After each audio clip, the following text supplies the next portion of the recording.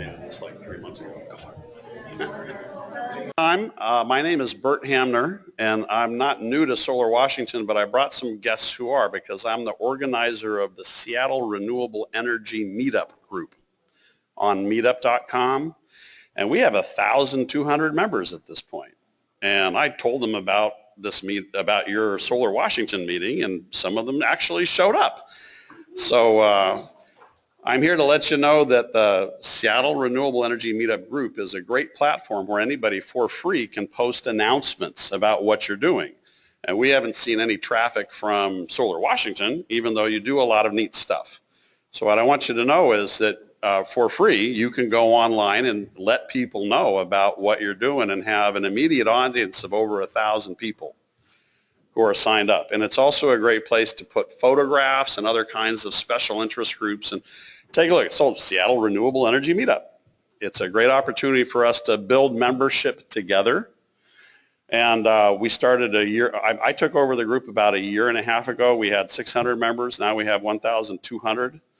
And the more activities that people know about, the faster the membership grows. I'm also really tightly connected to the Department of Commerce and the folks on the solar side over there. And so I'm looking forward to finding ways to build connections with you all. But please go to the meetup group and join it, and then you can start telling people when you do things, because you could have had a lot more people here if they'd known about it, and it's free. So there's nothing you have to do, is just tell people that you're having an event, and there's 1,000 people ready to hear about it. All right? Thanks. Nice to meet you all. My name is Bert, and I'll be around for a little bit.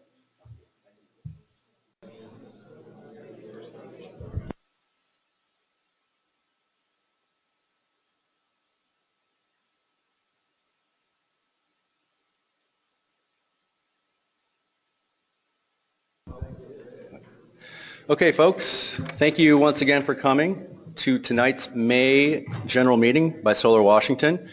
Great to see familiar faces as always, and some new faces as well. First of all, I have some announcements, first of which is really not an announcement, but I wanted to thank, as always, our members and sponsors of Solar Washington.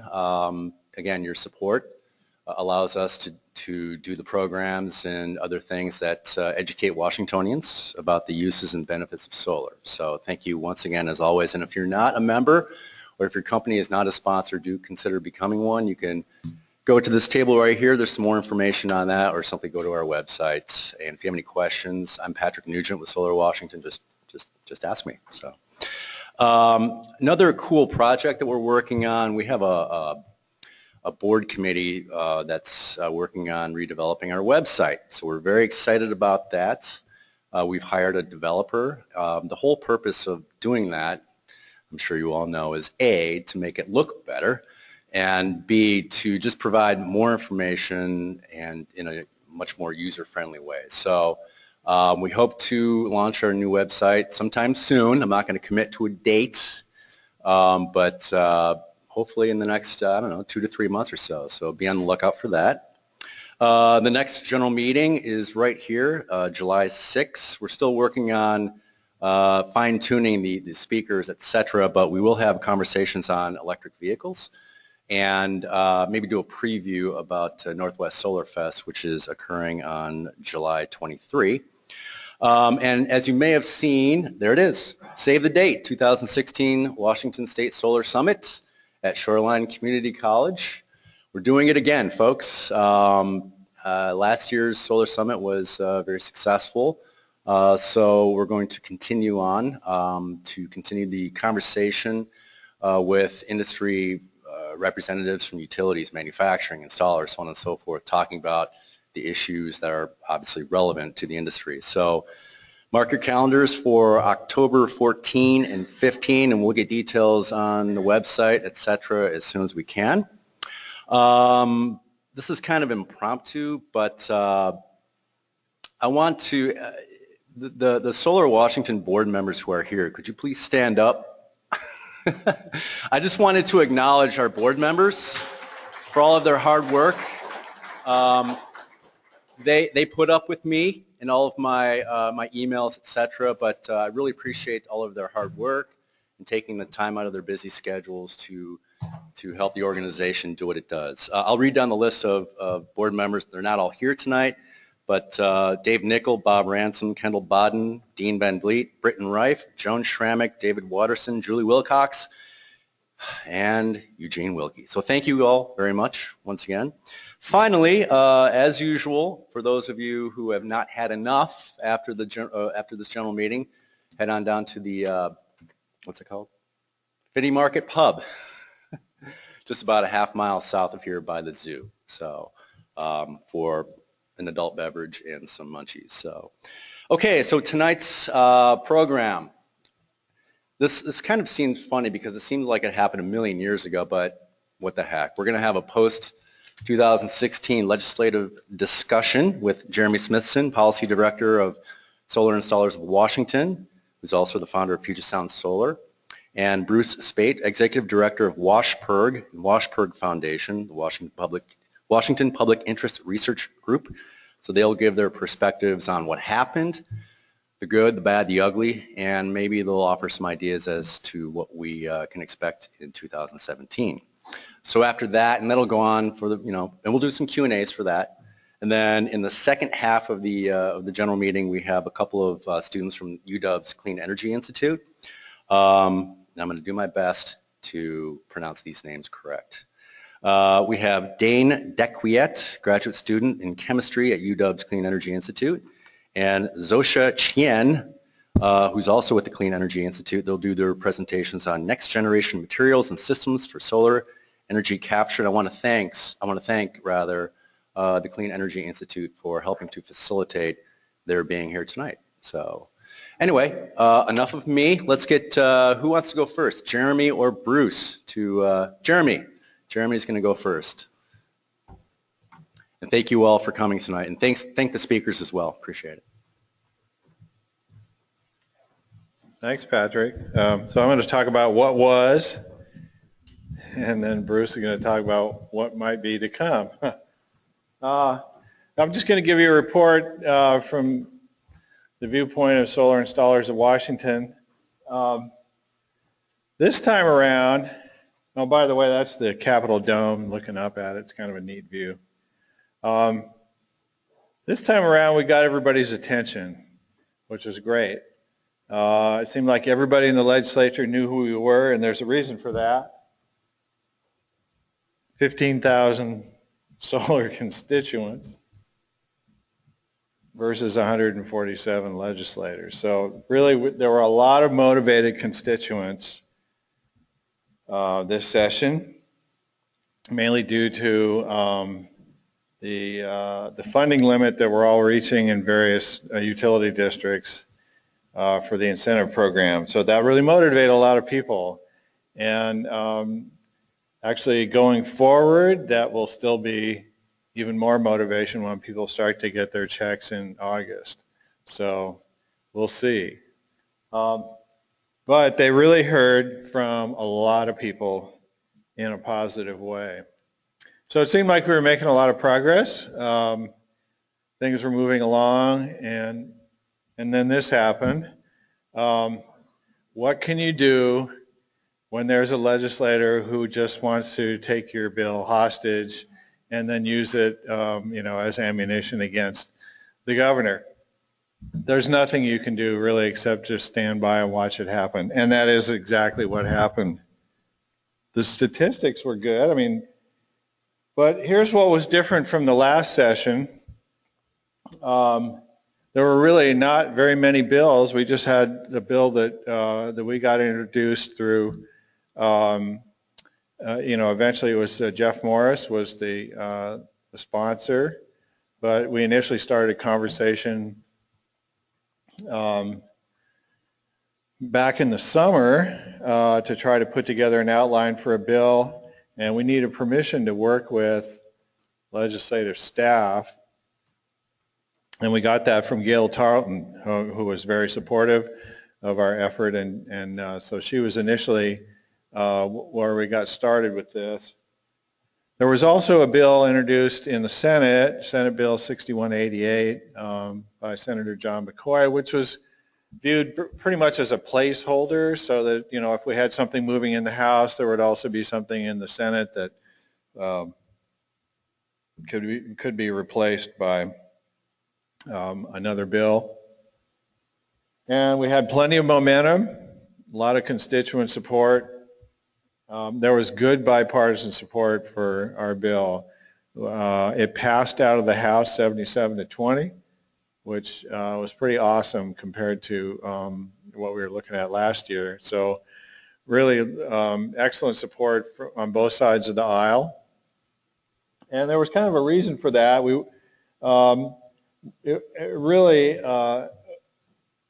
Because we started early, knowing that it was a short session, we had to have really everything together before session started. So we did a lot of work late summer and into the fall. And our stakeholders really were not pushing their agendas into our bill so much. That everybody agreed, let's just get this simple bill through and, you know, reform the incentive program. But the big difference was what I'm calling the constituent tsunami.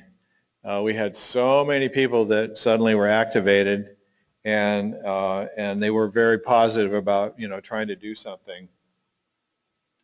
One of the questions that maybe Bruce will try to answer is, what will the legislature look like after the election this fall? We don't know, but it could be very interesting with Mr. Trump now leading, possibly going into being the nominee for the Republican Party. We don't know what that's going to do, but at least in the state of Washington, we're kind of on a knife edge. You know, the House could flip, the Senate could flip. There are a lot of possibilities. So just for solar installers of Washington, we've been working our asses off for the last 3 years on this. And here's some statistics for you. 315 meetings since day one. 45 trips to Olympia. That was really mostly me. Actually, I think it was all me. I counted up the hours. It was 2 full-time weeks. 80 hours of driving to and from Olympia and meeting people and going to hearings, etc. We did 141 meetings in 2015 and 48 meetings in 2016. So it was a lot of effort. We did get some constituent action with action page letters that people sent, thousands of them, and that really is kind of what got the legislators' attention. We had people that were writing their own, you know, they saw our appeal and they just wrote their own letter or they made their own phone calls, and it was awesome. So as I said, you know, we had broad support and we were moving just fine until the bill was spoiled. There really wasn't a whole lot else we were looking at this session. There were some code changes we were hoping to see at the State Building Code Council that would adopt the energy code that the City of Seattle has adopted, where solar is mandated on new commercial projects. There are some limitations, but it really gets it out there, and it's just a really small requirement. But the big deal, and you heard it in a previous Solar Washington meeting, and that is that 40% of the roof area has to be solar ready, which means no equipment, no shading from equipment or, you know, other parts of the building, and a sleeve through the roof ready for conduit. We were hoping to get that adopted statewide. It is in the code, but as an option as part of the state energy code. So we made some progress at that. But we were really just narrowly focused on the solar incentive. And that's all I have. So I'm going to turn it over to Bruce, who is going to look forward into the future. And then I guess we'll take some Q&A after that.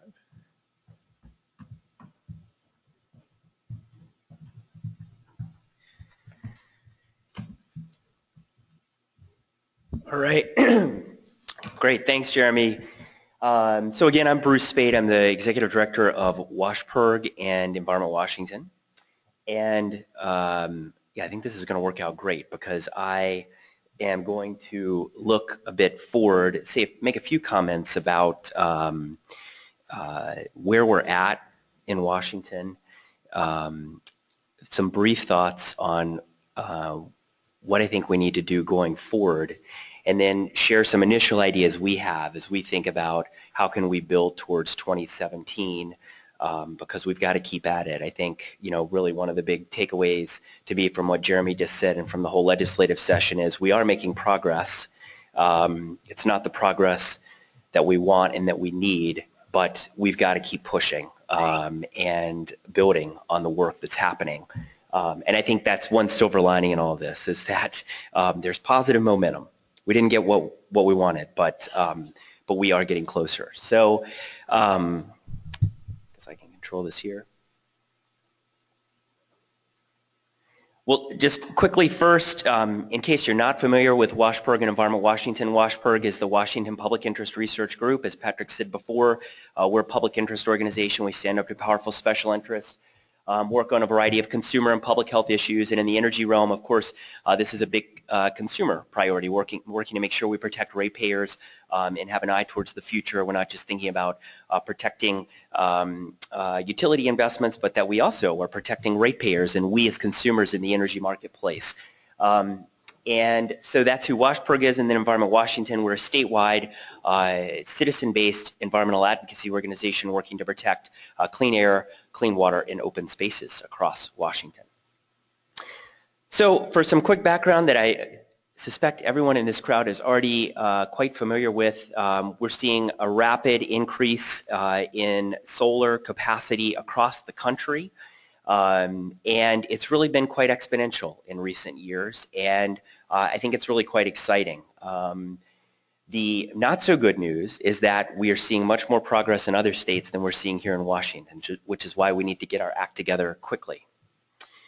But if you're curious what the deal is, we actually released in the fall of 2015 a report that we do annually we released it with Jeremy at Puget Sound Solar. It's called Lighting the Way, and it compares all 50 states on the policies, a set of 12 different policies that they have either enacted or not, and then look at the growth of solar power in each of those states. And the obvious conclusion, but one that we think nonetheless is important to highlight, is that the states that are seeing the greatest growth in solar power are the states that are enacting policies that support the growth of solar.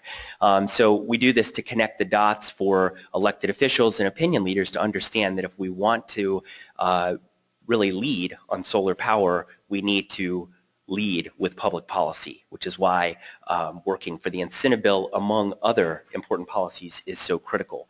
But then the report also, it's on our website, again, it's called Lighting the Way, breaks down where Washington stands relative to the other states. And we're actually going to be releasing this year's report this summer, so we'll have updated 2015 data, but this goes up through 2014.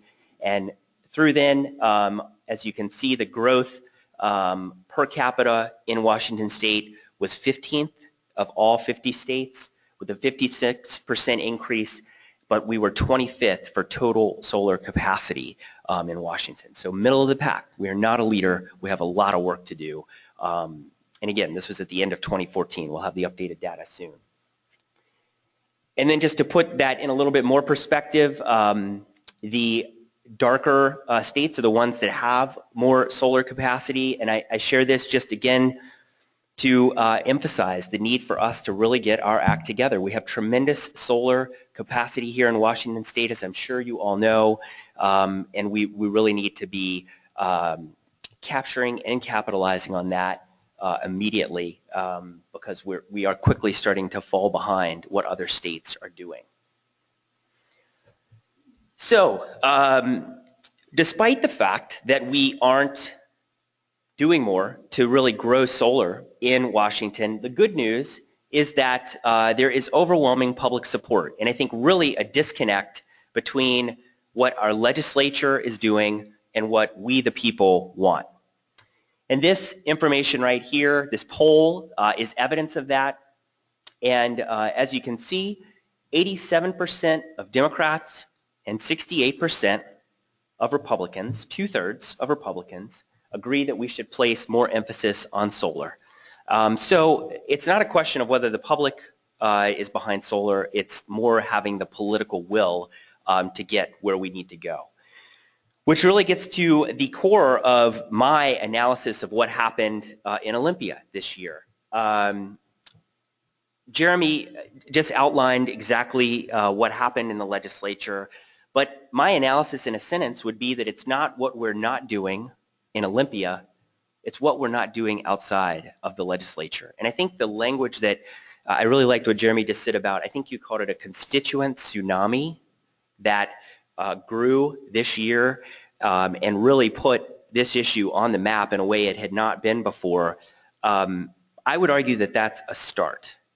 But we need, well, it's hard to imagine something bigger than a tsunami, but we need something, and I would even say, you know, that might be a bit of an overstatement, right, in the sense that when you consider how much public support there is for solar, we need to find ways to galvanize that, to create the political pressure for our legislators to lead and do what we want and what we support.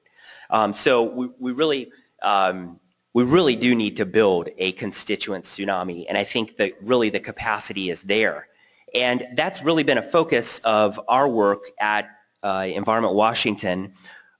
Really over the last few years, we've engaged on solar policy a bit, but for the last 8 to 10 months, we've put a real focus on this because, well, for obvious reasons, it's a solution to climate change, and for all the environmental reasons, but the other really important piece of this that other states who are leading on solar are reaping the rewards from investment in solar are the economic and job benefits. States are seeing tremendous local economic development from investment in solar because after all, as Jeremy can speak to better than I, in order to have that infrastructure, we need local people doing the work, installing the infrastructure.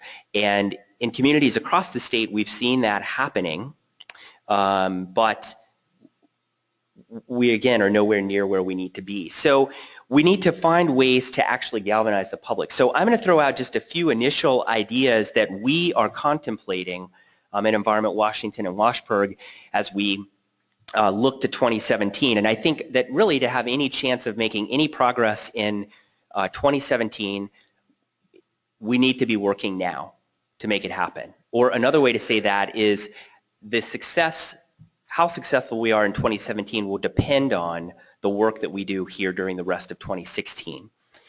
And so we are wanting to really leverage the public support that's out there and organize locally and build on that tsunami of public support that went into the legislature this year. But the reality is you don't have to have, as you all know, a solar installation in order to be motivated to support solar. And so we're trying to come up with creative ways to engage the public to pressure our elected officials in light of that. And so a few of the ideas we've had are starting to talk to city and county officials particularly in strategically important areas of the state, areas where we could get legislators to support solar. So one example might be, Jeremy talked about Senator Erickson being a roadblock in getting good solar policy, but in the Senate, there's a 26 to 23 Republican majority.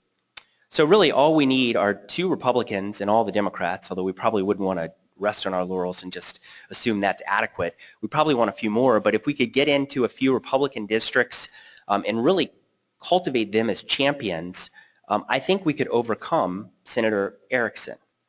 And especially if they're districts that the Senate Republican leadership wants to hold on to and protect to maintain their leadership, since it is a very slim majority that they hold. So we're looking to pick out some districts that we think are important in that way and get into them and organize local city and county resolutions to get legislators out to events like solar home tours and solar power hours. What we found this year in talking to a lot of them is that, you know, their knowledge of the value and the benefits of solar is really quite limited. I mean, they are just beginning to learn. And so we really need to educate them about how important this is. And we learned this session that Senator Warnick, who represents a district in central Washington, at the beginning of the session was not very eager to engage with us, but as we worked to mobilize constituents in her district and get her talking to some of the installers from her district and some of the employees of the installation companies, she really made a 180-degree turn where, and it's too bad, maybe I should have shared it, her email towards the end of the session to us, which the essence of which was, I get how important this is to my district. I get that this is jobs in my district. I get that we need to support solar in Washington. Republican senator from Central Washington. So, we need 5 or 10 of those. And we need to do some work to shore up the support of the Democrats as well, because I don't think we can take them for granted if we really want to take bold action to grow solar in our state. So these are just some of the initial ideas we have. We want to, over the next few weeks, kind of flesh this out, not only identify the target districts, but also figure out what are some of the core tactics that are going to help us really cultivate champions and allies in the fight going forward to make sure we get some really good solar policies in 2017.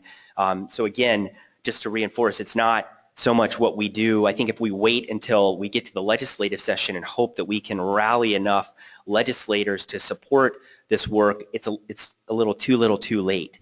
We need to be organizing now and really creating the political infrastructure, the political will in these districts to push our legislators so that once we get to the session in 2017, we can make some good progress. So that's what we're going to be focused on. And I'll just close with sharing this quote, which I love, and I'm curious if any of you know who it's from. Can everyone read that? So we're like tenant farmers chopping down the fence around our house for fuel when we should be using nature's inexhaustible sources of energy, sun, wind, and tide. I put my money on the sun and solar energy. What a source of power. I hope we don't have to wait until oil and coal run out before we tackle that. Any guesses on? I just want to say something else, is that as far as political organizations, 43 district Democrats started an environmental caucus for trying to make it viable so that all of the legislative districts now that in the South will have such a caucus, ultimately hope in the state. And that is a very good way to get muscle. We're demanding, we're asking all the candidates if they would bring a diplomacy to answer a question here about where they stand on the environment. And we'll make our endorsement based on that. And going into the legislative district Democrats and starting a caucus is a very effective way of mobilizing support. Absolutely. In fact, one of your members, Arvia, was on a lot of the calls that we organized. Yeah, I think that's exactly right. I mean, in having kind of environmental caucuses and groups, coordinating, one of the things we tried to do this session was really make sure there was more coordination among all the groups that were interested in or working on solar, so that the sum was greater than the whole of the parts through our work. And so yeah, I second that. If you live in a district that doesn't have an environmental caucus or just interested in this issue, we're eager, and I'll leave on the table over here, or I could pass it out. If you're any of the tactics I threw out before, you're interested in working on any of this in 2016, you should let us know. I mean, we've just started conversation with the city here. I mean, look, Seattle, we are not leading on solar here. I'm sure that doesn't surprise any of you, but why not start here and really get our city to be a leader on solar? We could do so much more than we are right now. So if you're interested in partnering on any of this, we'd be eager to work with you, because it's going to take that sort of collaboration, I think, to get where we need to go. And just a final thought I'd share along these lines too is, from talking to some of my colleagues in other states where there is leadership on solar, what they've told me is, yeah, it has come from the grassroots and really creating political pressure on legislators to get them to lead. Their inclination is not to do, and part of it is just that the growth of solar is relatively recent politically, right? So I think a lot of them are just catching up. but we really need to, not to mention the forces on the other side are quite powerful, and certainly educating them about maintaining the status quo. But to overcome that, we really need to be organizing. So yeah, thank you for that. Any thoughts on who this quote's from? Guesses? You got it. Thomas Edison. So, of course, we've known for many years the value of solar, but let's really realize that now, and we're eager to work with Solar Washington and hopefully many of you to really build the political will to get the job done here. So thanks a lot, and I'll pass around some materials if you want to take any. You're welcome to do so. And then our website and contact info. And we're ready for questions. Yeah. I think Jeremy. I got Joan over here.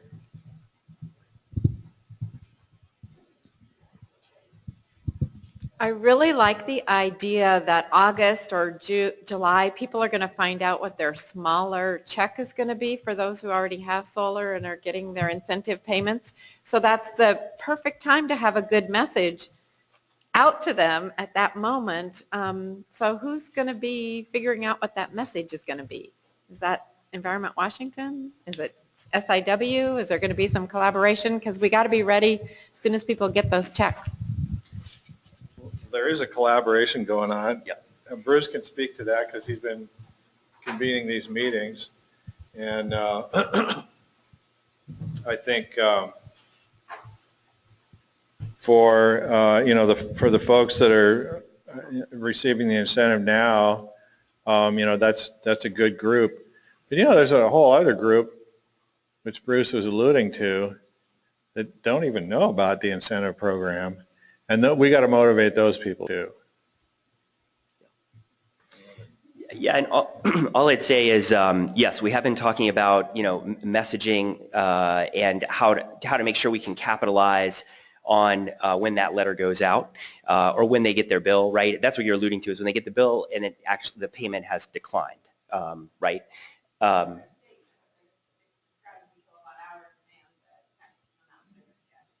Right. Yes, so we have, but we haven't, it's a great point. We haven't finalized our plan for how best to kind of capitalize on that, but yes, with you 100%, we need to figure it out. I just wanted to point out a couple things. Actually, it's not so much a question, but in 75 or 76 to 82, the percentage of population that supported solar by Gallup polls, and you go back and look them up, was almost identical. Usually it was quoted between 92 and 94%.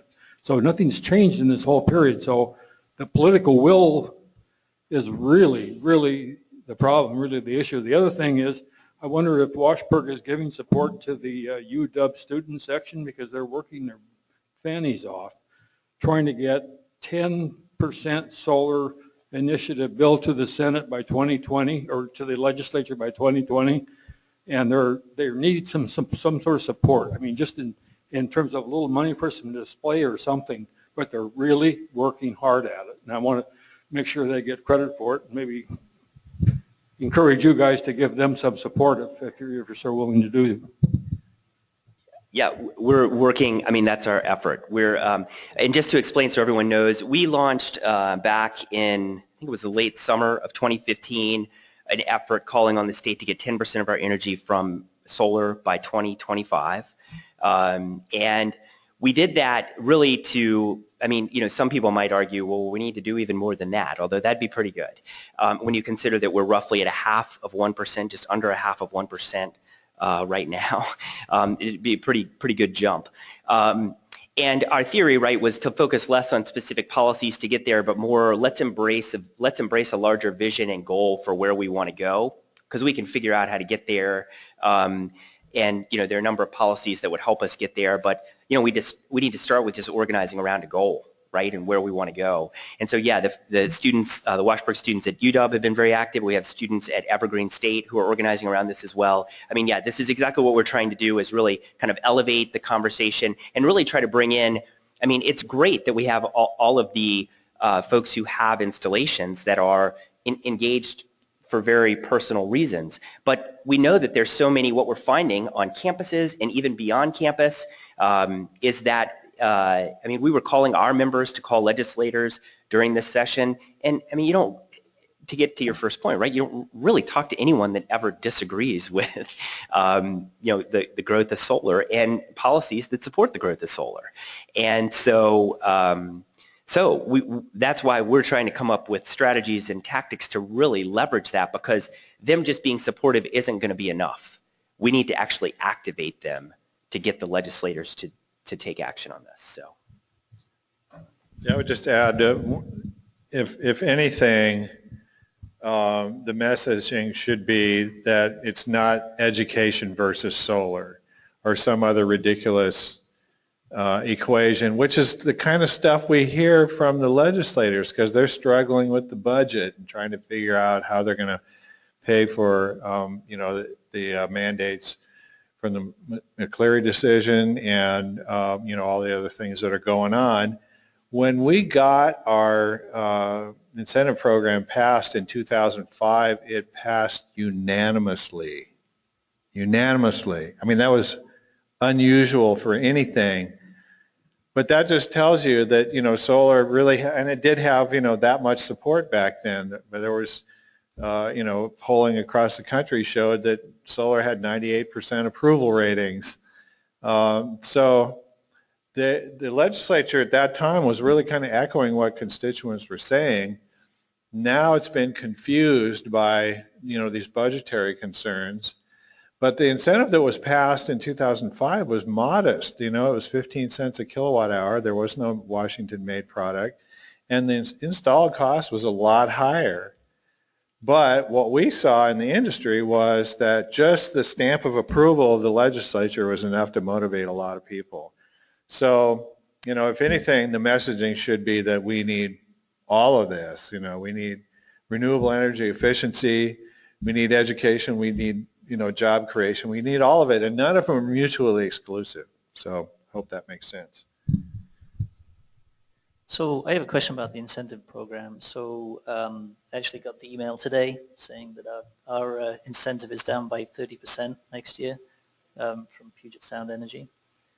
And I understand that, people like me are going to be kind of upset about that, and strategy would be to focus on them. But I'm not sure that focusing on people that already have solar installed is going to be the best way to generate growth.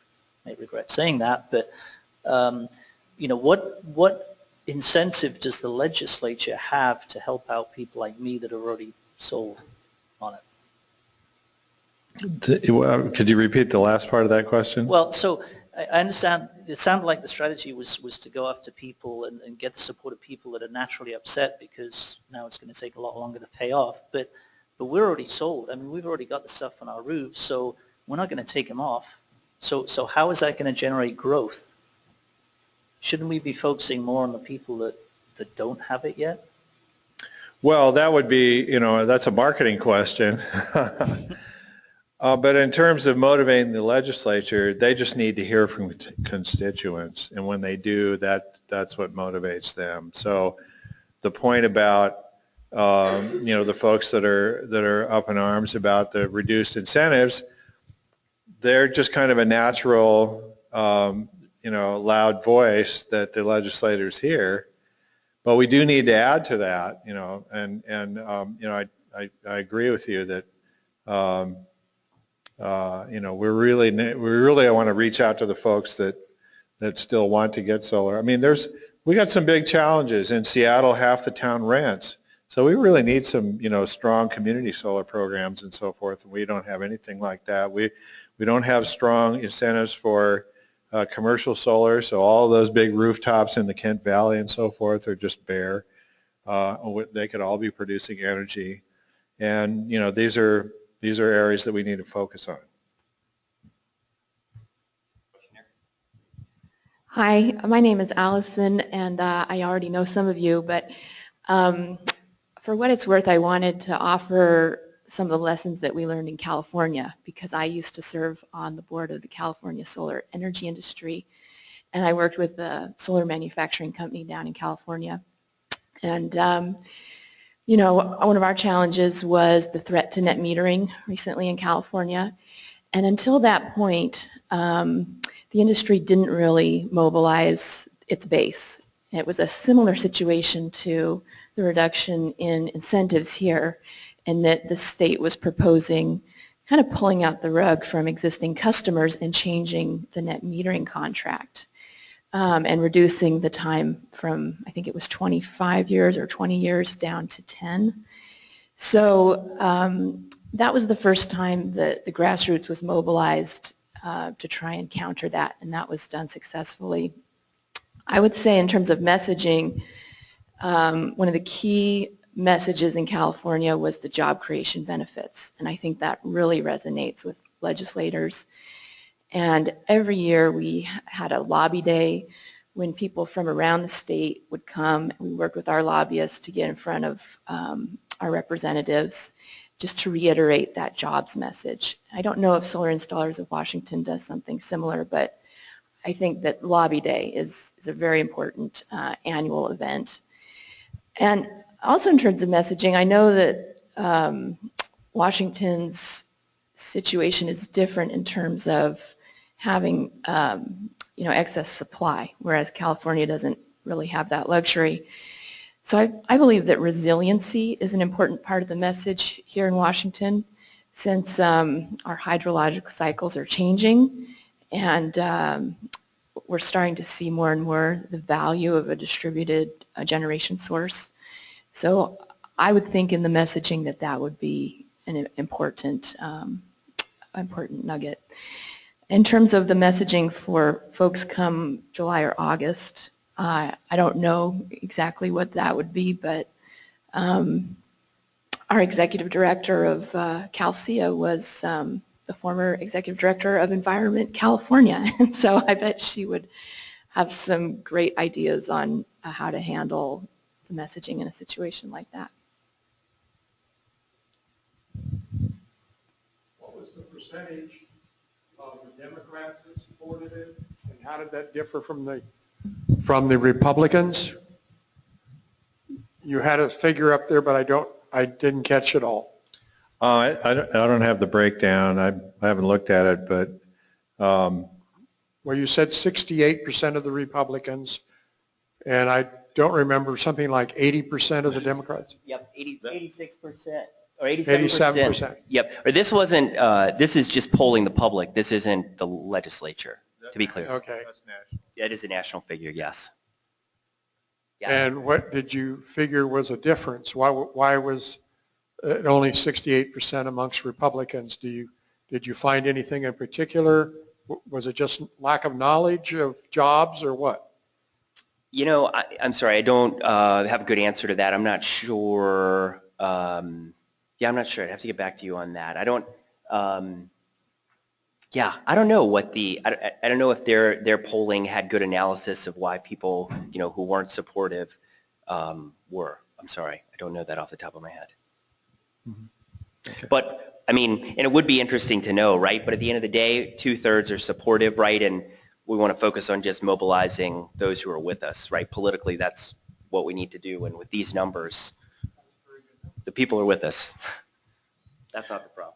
Yeah, I was really resonated with something that George said earlier about individual effort, like University of Washington students working there, their fannies off, to get these programs into place. Coalitions. I mean, I see this individual effort, but is there an emerging coalition that you sense or feel that we could be taking advantage of? What comes to mind is Carbon Washington and the success of I-737, and it's struggling, but it's created an incredible amount of momentum. Do you see coalition of efforts with maybe various disparate groups coming together and promoting solar? Well, we've seen coalitions come and go, and definitely we have coalitions in the effort in this past legislative session. Different things motivate different components of those coalitions. So, for instance, in 2009, there was quite a blue-green coalition, if you will, because construction workers were sitting around with nothing to do, and they were perfectly willing to support, efforts to increase energy efficiency and so forth because it meant jobs. Now there's a construction boom going on, so I don't know if we can, if we can arouse the same kind of interest, but we, always look for common points of interest, and then you can pull a coalition together. But sometimes people have blind spots. Why are the parts of the U.S. that are being, ravaged by floods and tornadoes and baseball-sized hail, why are they so resistant to renewable energy and other, and energy efficiency? I don't know. You'd think they would connect the dots, but you can form coalitions just by, identifying points of common interest and then just drawing people in and saying, hey, this will float your boat too. Yeah, and I'd add, well, first of all, I of course agree with your point. We are trying to broaden our coalition and come up with ways to appeal to a broader constituencies. So we're doing that, and if you have ideas of groups in particular that we should be engaging, we'd love to hear it, because I kind of see the coalition that formed around the incentive bill this session as a starting point, and we want to grow that going forward, and that's a part of building the political power to win in 2017. But we've started to reach out to some of the low-income groups in Seattle. We also are trying to reach out to business and engage there a bit. The Blue-Green Alliance I met with a couple months ago, we're trying to figure out a way to work with labor and really kind of broaden the effort. But I also frankly think that some of these local organizing efforts, if we could get four, just throwing out ideas, if we got Seattle, Vancouver, Wenatchee, and somewhere in the Tri-Cities, I don't know, Richland or Pasco, to adopt goals, I think we would identify through those efforts some key allies, and that would give us something, to me, that's an organizing vehicle, right? Having some goal to get the local city to embrace creates an organizing opportunity. And then, your point though is, strategically, what might be the best tool to most efficiently and effectively organize. And, our current RES came from an initiative, right, 937. So, is now the right time to contemplate something like that? I'm not sure. We definitely are thinking about those things, and, I don't know that I have, that's what we're trying to do, but we are always wanting to hear new ideas and try to figure out how to most effectively build this thing, because you're getting at exactly what we're trying to do, which is really leverage all the support and build the political power to win. Because I'd also just add, which I don't think I said before, the incentive program, we've got to fight and get that, that bill passed this coming session in whatever form it takes. But we need to do much more than that, right? I mean, because I think the estimate would be that we'd get to roughly 2%, 2.5% probably by 2020 at the very most with a good incentive bill. I mean, and that is, we need utility scale solar, industrial, commercial. We need to go big, and right, a lot of these other states are eating our lunch and really reaping the benefits environmentally and economically. So, yeah, we're all ears. If you've got ideas, we're trying to figure that out. I'll just follow up with one of the coalitions that really the seed was planted in the previous session in the bills that we were trying to work on, was to bring in, to answer the question, well, how is this going to benefit everybody? How's an incentive program that's paid for with taxpayer money going to benefit all the people in the state? So we've been really actually having a lot of discussions in that session, and then really moving forward with even more deeper discussions this session about how can we make this available to low-income people or people who don't have a solar resource? And those are very good questions, and we're coming up with some good answers. So maybe the third time around we'll be able to to create some of those programs. But that is the kind of coalition that really comes out from just looking at the big picture and saying, well, how is this going to advance everybody? Well, among installers, at least in our company, the joke is that solar is for rich people. Let me tell you, rich people don't buy solar. It never pencils out for them for some reason. But middle class people do, and lots of them. So how can we extend that and, also have job creation at the same time, and just widen the circle? So those are the kinds of questions that we've been wrestling with, and forming coalitions is exactly how we get there. Yeah, so I was wondering why we don't have companies like Solar City here in Washington State paying for the installations. And then I guess I have a concern as well. I have solar on my house, an electric car. I have 25 panels on my house, and it covers my car. So I'm really concerned about the additional usage that we're going to have as people buy more and more electric cars. Where's that power going to come from? Well, I'll start with your second question. There's actually a really good correlation between PV and EVs, if you want to put it that way, because people who are motivated to drive an electric car see the value in getting the energy for that car from the sun. And a lot of people are doing it. We have tons of customers who either had an EV first or they got one later, and it's, there's definitely a tie in there. But as far, and so, where are we going to get that additional energy? I guess the question is, how much are we going to need? Seattle City Light has had relatively flat load growth for the last few years, and they say that they can support charging 25,000 EVs every night, no problem, without any additional generation.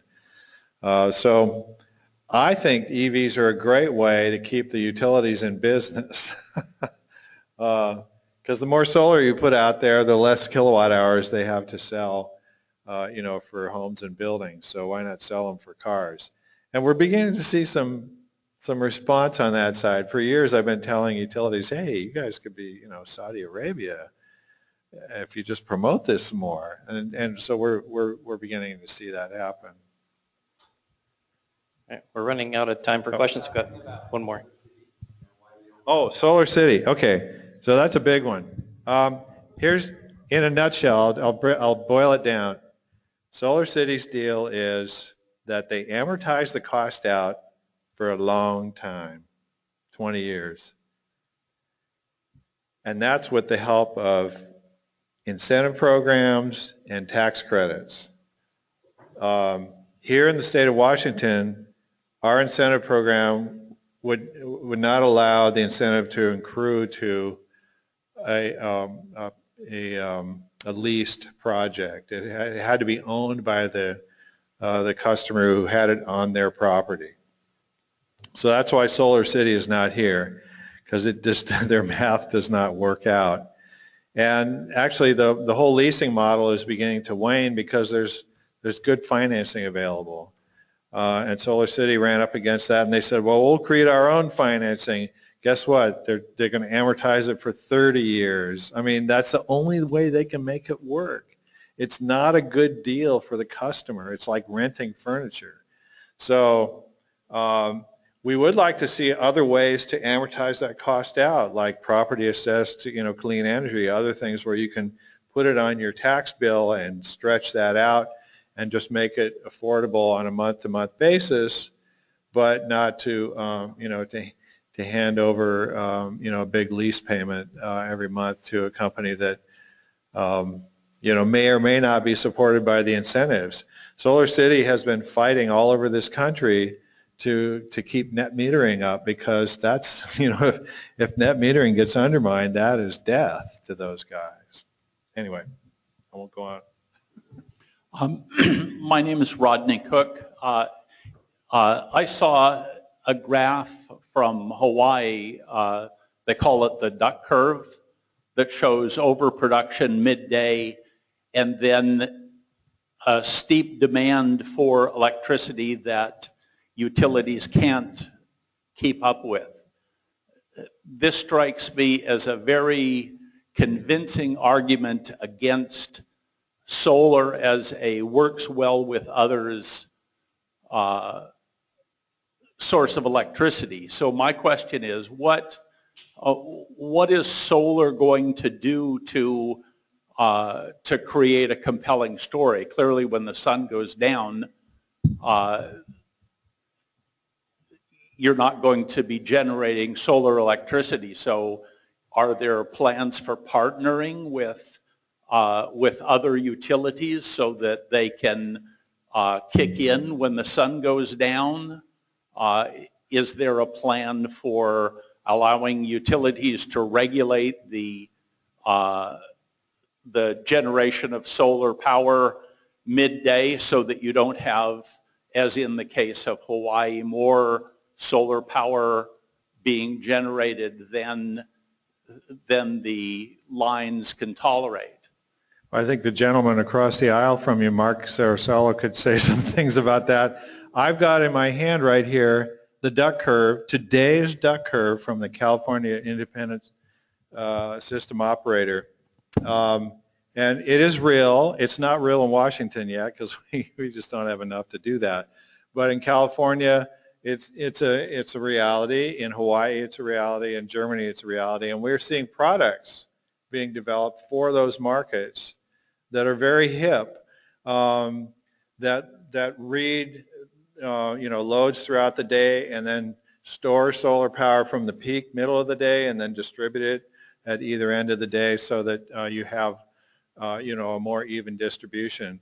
So these are real problems and they're being dealt with, and we are actually in the state here, we're having a discussion with our utility friends and policymakers and equipment manufacturers and others in a group called the Distribution System Collaborative, or DISCO.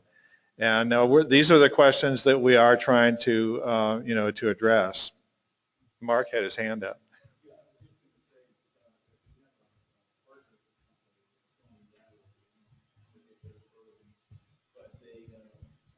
That's that hip system I was referring to. It really is. Yeah, I just was at NABCEP a month ago, spending a lot of time with them, and it's about $13,000. It's a stack of Sony lithium-ion batteries in a cabinet, and it's got a radiant inverter tied to it with a special software and firmware on board.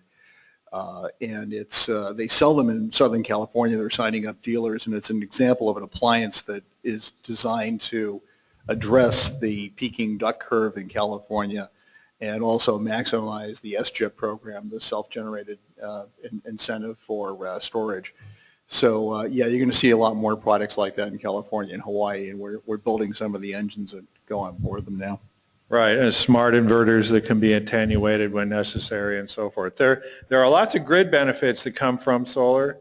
So the question is, how can these things all be combined and to make it work for the system operators? Yeah, and the only thing I'd add is just kind of a bigger picture comment, which, I just think we've definitely got to take these technological challenges head on and figure them out. That's a key part of the equation. But as a colleague of mine once said, think back 120, 30 years ago, if someone had said to you, okay, we're going to take this product that's in the ground, we're going to extract it, we're going to refine it, we're going to distribute it all over the country, we're going to create the infrastructure so that you can go take your vehicle and put that product into it. Just, right, it's all about, it would have been unfathomable, right? I mean, I think people would think you're crazy. And so it's just to say that we can solve this energy problem. We can come up with a way to power our entire country from renewable energy. But it is going to take marshaling resources and technological innovation, but we can do it because we've done it before. So, right, I memean, that it doesn't answer the question. It just goes to say that, I think we need to be thinking about it in that way and understanding that we got to figure it out. And think beyond just, how are we going to coordinate with utilities, but go bigger than that and go, let's get the battery storage. Let's do what we've got to do to power the country with renewable energy. You want to say one one more last word? thing? Absolutely. Well, I'll just, if anyone wants to work locally to organize in any capacity or team up, I'll put this on the table over there, or you can come find me. We'd love to work with you. We want to win, so hope to work with many of you on that. Thanks a lot. Bruce and Jeremy, thank you. Thank you for your time, and thank you everybody for asking great questions. Really appreciate it. So now we're going to shift gears and talk about more research and development, I suppose, when it comes to solar. And we're very, very fortunate to have a couple of students from UW's Clean Energy Institute here tonight. Is Renee Gastineau here?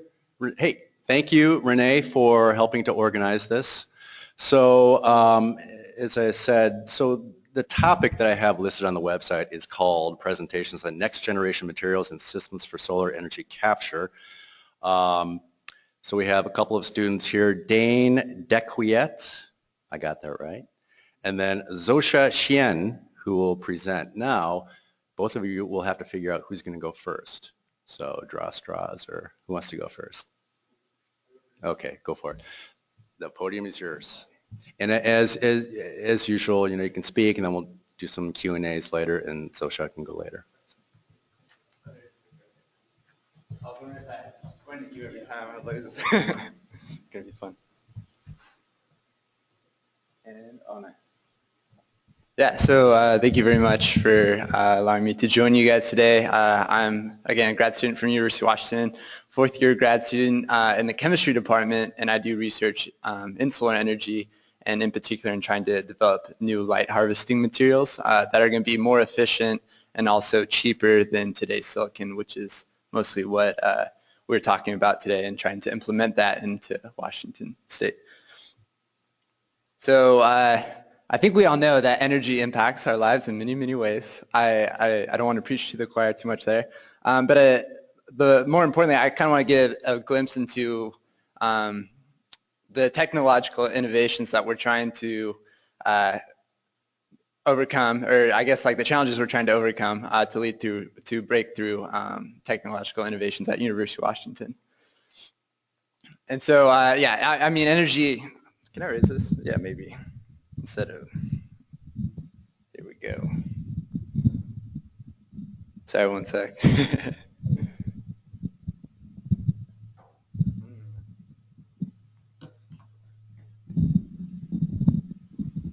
Yeah. Nice. Got some thunder out there. Turn it off. Okay. Okay, yeah, thank you. Then I don't have to bend down so much. So, so energy impacts many things, I think. All you guys know this. And in particular, I think this is one of the images we think of most. Just kind of visually, I just want to talk very quickly about this. We were just talking about how we're going to store energy. For example, we know that Tesla is building a $5 billion battery factory, lithium ions. And think about clean water, so desalination plants, providing clean water to people across the world. Security, this is kind of a little more abstract, but I mean thinking about foreign policy, but also how global warming can affect the climate around the United States is another important topic, and human health. So also providing power to hospitals that are running 24/7. So I think we all know this. I'm going to kind of give a different perspective into how, I guess, in the research field we approach this challenge, and thinking about what is energy and how can we convert it to something that's useful for us. So in particular, there's several different types of energy, and I think some examples would be like kinetic energy, so that's the energy of motion, nuclear energy, light energy, chemical energy, that's energy stored in bonds. But I think the thing that we're most interested in, is that working? Yeah, maybe you can, oh, thank you. Are thinking about different types of energy transformation. So for example, energy is never created or destroyed. It's conserved. And so for example, you can have on the left are showing like a piglet eating ice cream or oil. Those two things actually have something in common, And if you think of energy transformation, we're basically taking chemical energy and converting that to kinetic energy. Something that's more relevant to today's topic is thinking about this type of energy resource and how we're going to convert it into something useful.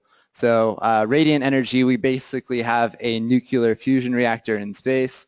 We don't need to put really any on Earth, right? We have it in space. It's away from the Earth. And if we could harness that energy by converting it to useful electric energy through means of solar panels, then that's obviously something that's useful. So I guess like the main thing, pull away that I want to talk about here is that, yeah, energy is never created or destroyed. It's just converted. So all we're doing is trying to convert sunlight or radiant energy into electrical energy. And so we need a solar panel. In particular, we need a certain type of material that's going to be able to do that conversion. So I'm going to be talking about the materials today. But real quick, this is kind of interesting, a recent study. This is just showing kind of the energy appetite of the world, about 15 terawatts, or 50, that's like the energy rate of consumption around the world. And you can see that high dense regions obviously are consuming more energy. This is a really interesting plot, but I think this kind of drives this idea home, is that if we're looking at a plot of the radiance around the world, there's obviously regions in the United States that have more sunlight than others. Also in Africa, for example, Egypt, Australia gets a huge amount. And what we see is that if we look at the land, so if we're looking at land across here, a cross section versus population, so we can see highly populated areas in China, is that the radiance, or the total amount of energy coming from the sun, is basically uniform. So there's no correlation between the amount of sunlight that we're getting and also, for example, like the GDP per capita. So this is something that could be, you know, benefit anyone around the world, and you don't have to think about a correlation between like GDP per capita and, for example, fossil fuels, which there actually would be some sort of correlation. So that's what's great. There's no correlation between these two. This is another interesting idea. If we were to take 10% efficient solar cells and put them on the U.S., we'd need about 100 by 100 miles square to generate 1 terawatt, which is about 1/3 of the United States energy. And then I guess like the main thing where I'm coming in, what I'm talking about is this idea of why don't we have solar everywhere? And I think it does require a huge amount of legislative action and policy making, but also we just need to be able to have large-scale production and have it extremely cheap. So for example, just looking at a case study, the Topaz Solar Farm, which is in San Luis Obispo in California, it basically generates about 550 megawatts, or 1.1 terawatt hours per year. It's made of 9 million cadmium telluride solar modules, and it took about 3.5 years to complete. So if we did the math and we wanted to get to 1 terawatt, which is 1/3 of the United States' power consumption, we'd have to build about 2,000 of these over the next 3 years, which doesn't really seem realistic. So that's just for 1/3 of the United States energy production. And it took us 3.5 years to build one of these. We need 2,000 of these. So that's just kind of a thing about scale. So silicon is the cheapest it's ever been right now, which is what we all see on top of solar rooftops. But the scalability is an issue because, again, you have to make these very refined, pure materials that require high temperatures and high pressures. So yeah, we can't get to a scalability if we don't have the means or the production to do that, and currently we don't have that. So where UW's coming in is trying to make basically the large-scale requirement easily accessible, and that's by making essentially solar paints or printable solar panels. These are things that you can basically print like a newspaper, that you could implement to any type of flexible substrate, flexible fabric, or even deploy in Windows. And it's going to be extremely cheap, but also fairly high efficient. And so this is kind of crazy to think about, but so there's like solar technologies, right? And within that there's silicon, which is what everyone knows about. and that is considered a wafer. So these are really thick wafers that most people make. Beyond that, there's a huge host of other light-absorbing materials, which include commercial thin films. So for example, I was showing you that solar farms made out of cadmium telluride. But then there's all these emerging technologies. So for example, perovskite is what I'm going to be talking about today. But there's also these other materials. And so there's not only one material that absorbs light and can convert into electricity, but there's several different types of materials. And all these materials are kind of competing to see what's going to be the best material for the future and for this idea of large-scale production. So wafers right now are about 90% of global market, which is this crystalline silicon. And then also commercial thin film is about 10%. So the majority of that's actually cadmium telluride. I don't know if you guys have ever seen this chart, but this is a pretty cool chart. This is from the National Renewable Energy Lab in Golden, Colorado. And basically what it shows is for every year, the record efficiency for different types of solar technologies. So we were just looking at all the different types of light-absorbing materials. I'm going to be focusing on this relatively new material. It's called perovskite, recently discovered in about 2009, and then has already reached power conversion efficiencies that are comparable to today's silicon. And so recently in Scientific American, there was this article that was saying that perovskites may be the next silicon or may outcompete silicon and replace it. And the reason is because this is the fastest increase in power conversion efficiency in the shortest amount of time ever in all of solar history. So it's an extremely exciting time. And if we look at these blue, this is all silicon, or just the record efficiencies of silicon. So you've seen for the last, I don't know, 30 years, it's been fairly flatlined. The power conversion efficiency hasn't really increased at all. And so this is really exciting. We're getting to a point where we're maybe going to beat silicon, but also going to do it with cheaper materials. And also have it solution processable, which is great too. So at University of Washington, perovskite's basically, a perovskite stands for this structure. And these are just atoms all oriented in a certain geometry. And these are typically types of elements that are in a perovskite. They have the capabilities to be tunable, so you can change the composition and change where the material absorbs light, which is great because most materials like silicon, it absorbs fairly well across the visible spectrum, but into the infrared region, it doesn't absorb very well. It's also flexible, like I was saying. We could put these on flexible substrates, and you can imagine that putting that into really much anything, fabrics or having like a solar shirt. And so this is really exciting, is that we have these materials. Along with these new materials, there's several challenges that we always have. And so, sorry, let me back up. There's several challenges, and so kind of understanding first how to make the material and then understanding how it operates is something important. So a few years ago, I got to go to Oxford University to study this material under this professor. He has this startup called Oxford PV, and they're trying to commercialize this technology. And he's just, I don't know, an awesome guy, but also someone that's kind of driving this whole field. And a lot of people think that there may be Nobel Prizes in the future, possibly for him. So how you make these materials, and I think maybe briefly, maybe someone's discussed how you make silicon solar cells, but this is very, very different. So typically silicon, high pressure, high temperature, really you need high purity crystals in order to have the most efficient devices. But for perovskites, basically what we do is it's like cooking. You just like take two chemicals, you mix them in a solution, stir them for a little bit, and then you put them on a substrate or whatever, and you heat it at like 70 degrees Celsius, 80 degrees Celsius for a few minutes, and then you have a solar material. So it's like literally a 5-year-old could do this, and you can make a solar cell very, very easily. It's pretty fascinating, and that's why there's over 1,000 research groups around the world that are now working on this material, trying to commercialize it.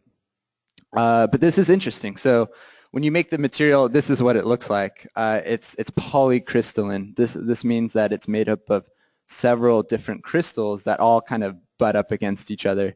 So for example, this could be a crystal, and then there's another crystal here, and there's these things right in between them which are called grain boundaries. And for all thin film technologies that I've been talking about, cadmium telluride, for example, this has been something that's prevented them from becoming commercialized, is because these grain boundaries have always been very detrimental to performance.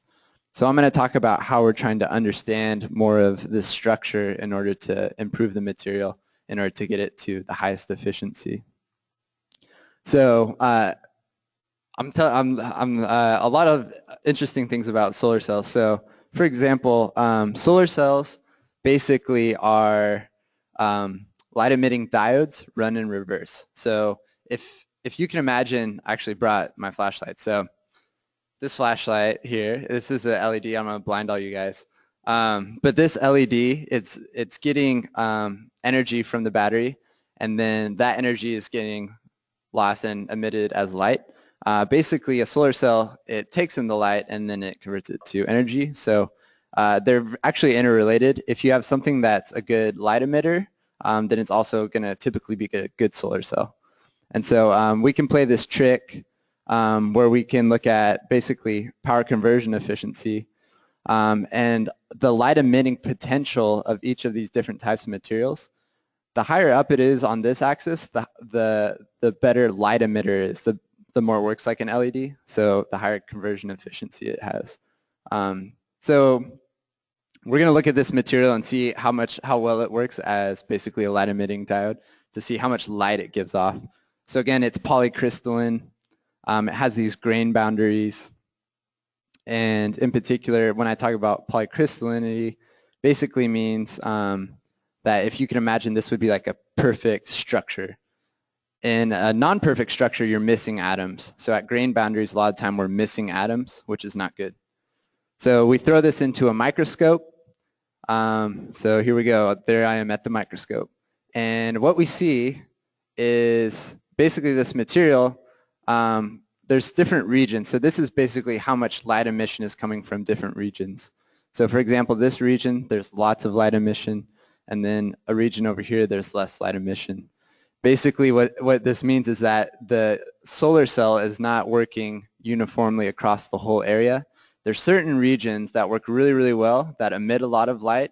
And then there's other regions that don't work very well, and they don't emit a lot of light. And so ideally what we could do is that we could boost all regions to basically emit a lot of light. And if they can emit a lot of light, then that means we're going to have a really good solar material. So this was recently published in Science last year. And I'm going to just skip that. So on here, if we look at where perovskites are right now, they have efficiency around 20%. And again, I was saying if we could boost the light emission, then that means that we can also get to higher power conversion efficiency. So you can imagine a film that looks like this with light emission like this, then it might look like this, something really, really bright uniformly around the area. And so we found some different ways of doing this. We can introduce some small molecules. We can just basically put a new chemical on top of the film, and we can see that there's actually regions that become more bright, which means it's going to operate better as a solar material, which is really exciting. So what this means is that we can potentially boost the solar device efficiencies to something that's past silicon, about 25%. And if it's past silicon and also perovskites, which are, I told you, like a 5-year-old can make them. So they're really, really easy to make. And if you have a conversion efficiency that's higher than silicon, then that's something that's going to be revolutionary as far as the solar energy field. Some issues right now. This is not, it's trying to become a commercial technology. There's been promises by 2017 to have, I guess that's next year to have the first commercial products. But there's some issues that the films are kind of soluble in water, so you need really good encapsulation. You also need something, the perovskite structure that I was talking about mostly have a small amount of lead. So if we can remove that, and that shouldn't be too difficult, it's just kind of about chemical engineering. And then also, this is more of a difficult one, but there's a requirement for having a 25-year warranty, so having the solar cells last that long. And there haven't been enough studies to really prove that the solar materials are that stable. So if you're interested in perovskites or any more about this, there was an article published in Scientific American last year. There's also a TED Talk that recently came out, and then Oxford PV is the company that's trying to commercialize this technology and bring it to the next level. And also, if you just have any questions, you can email me. With that, I'd like to thank you for listening, and hopefully that was insightful on what's going on at UW. Thanks.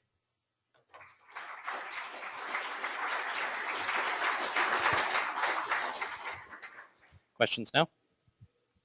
Any questions?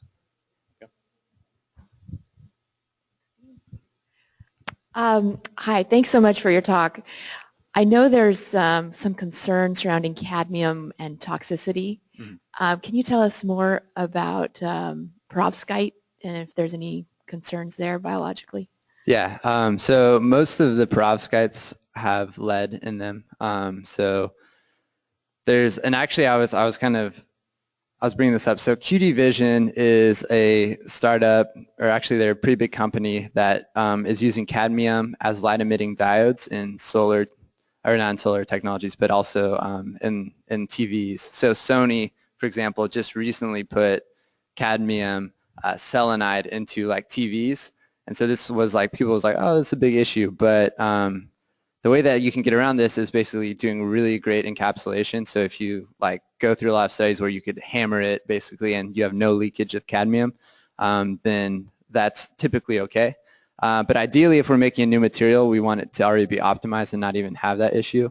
So for example, tin is a really good replacement for lead. And it has similar kind of electronic properties. So that's been a huge replacement material is, okay, we don't need lead, let's just put tin in it. But that's been kind of a less studied material. So people are working on developing that technology. Hope that answered your question.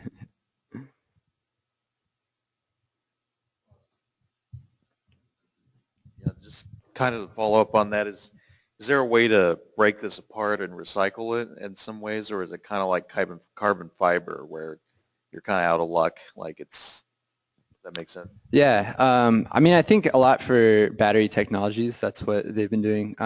So, I mean, for example, like lead acid batteries, that people don't typically throw those away. They're sent back to like the manufacturer. For a lot of batteries, sent back to the manufacturer, and they have ways of isolating certain elements to build a new structure of the same application. So yeah, it's definitely possible.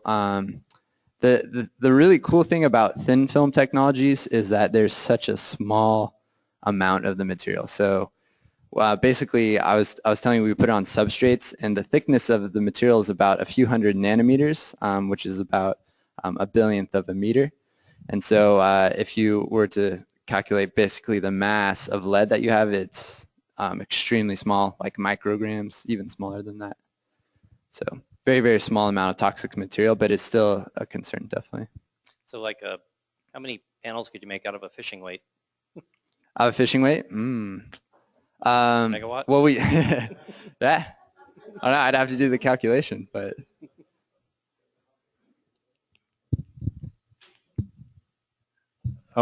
Is there a degradation that occurs when they're operating, and can you talk about what that is? Yeah. So as far as light stability, they're stable. A lot of the time you'll have the cell heat over time as you illuminate. So a lot of operating temperatures for silicon are around 30, 40 degrees Celsius. There's been some studies that have looked at perovskite materials at that type of operating temperature, but it's kind of, again, inconclusive because it really depends on what type of perovskite you made. So there's lead ones, there's tin ones, there's different compositions, and they will react differently with temperature. So some like easily kind of degrade, and others are very stable. But I think the main thing is we're going to need to encapsulate no matter what. And I think that's been a requirement for, I mean, most solar technologies is really good encapsulation. So. I work for the old solar designs, and yeah, that's very true. Encapsulation's how they work. More questions?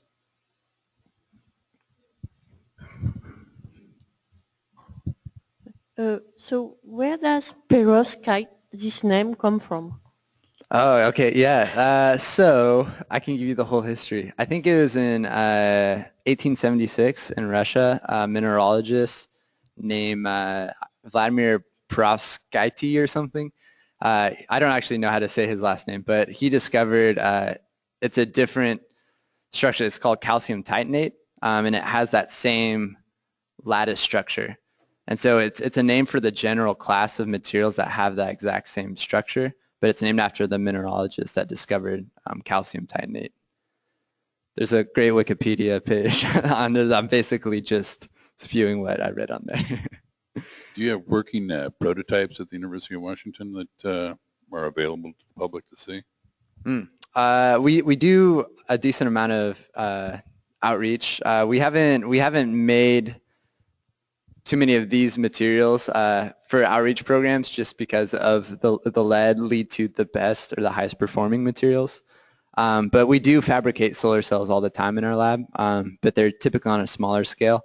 So like a 15 by 15 millimeter substrate, so very small. That's just to kind of conserve materials, but yeah, we can make them. They work fairly well, but as far as kind of giving them to other people, just worried about the toxicology.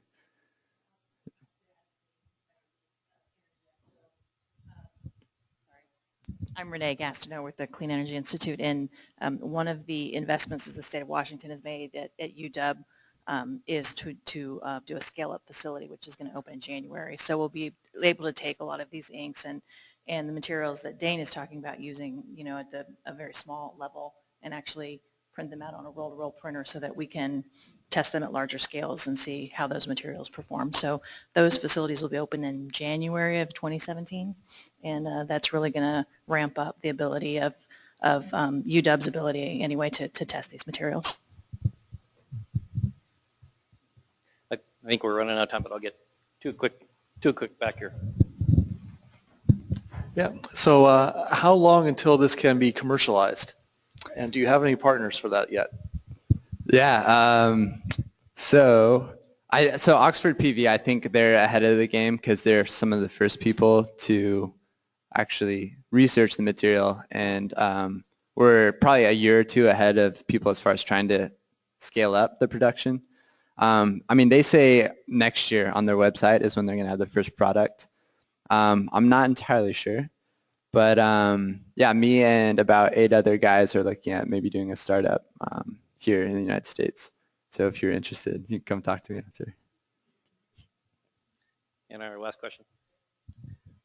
So does the cost-effective nature of the perovskite come more from the development, the manufacturing, or is it from the materials, or both? The reduction in cost? Yeah, it's mostly entirely from the manufacturing. Just because comparatively to silicon, for example, the refining process is very intense. And so there's a lot of energy that actually needs to go into the refining process. That also costs money. So when you have low temperatures and low pressures, there's less energy that needs to go into the fabrication process. So from a manufacturing standpoint, it's a lot cheaper.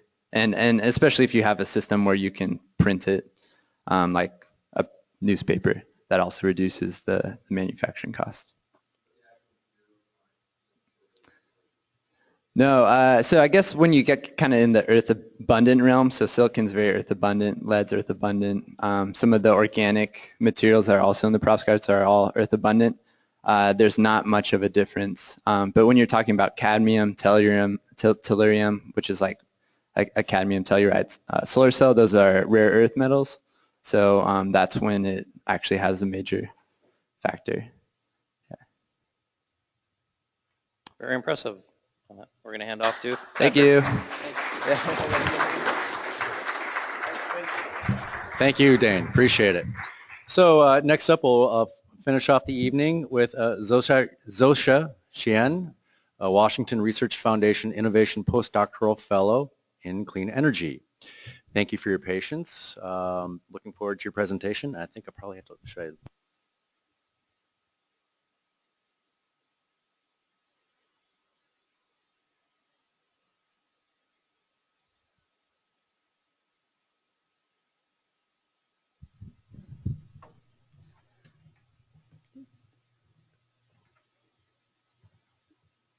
Okay, thanks everyone.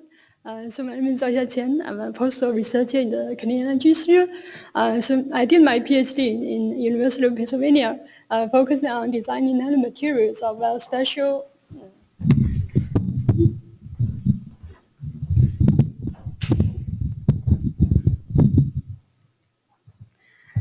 Okay,